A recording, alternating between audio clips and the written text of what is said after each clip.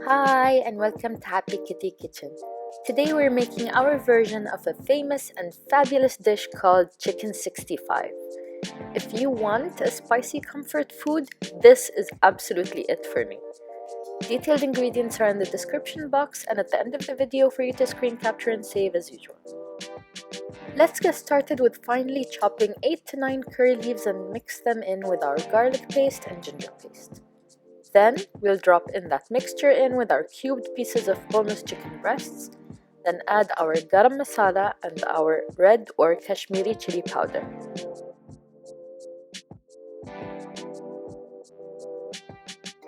We'll crack in 1 egg, add in our salt, and mix to make sure chicken is fully coated.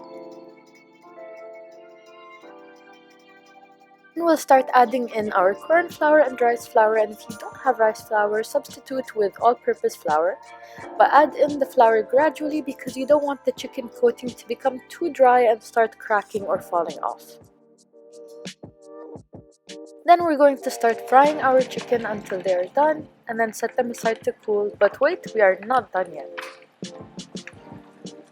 In a separate pan or wok, we're going to add in some of the oil we deep fried the chicken in.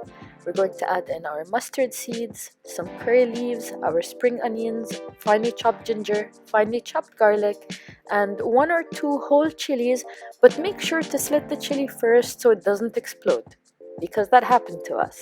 Then we'll add in 2 tablespoons of Ching's red chili sauce and 1 tablespoon of Ching's green chili sauce. And the reason we like this brand is because it's the perfect balance and perfect sauce of Indo-Chinese cuisine, and it's not insanely spicy.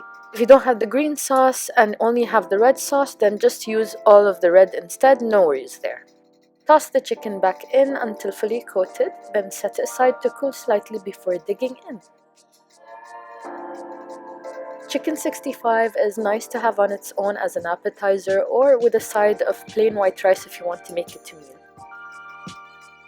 But listen to me, I mean this. You might want to make a double portion because this dish was so good that we wished we had made more in advance and we were fighting over the last chicken pieces. So, as usual, thanks for making it this far in the video and for watching Happy Kitty Kitchen. Have a great day. Bye!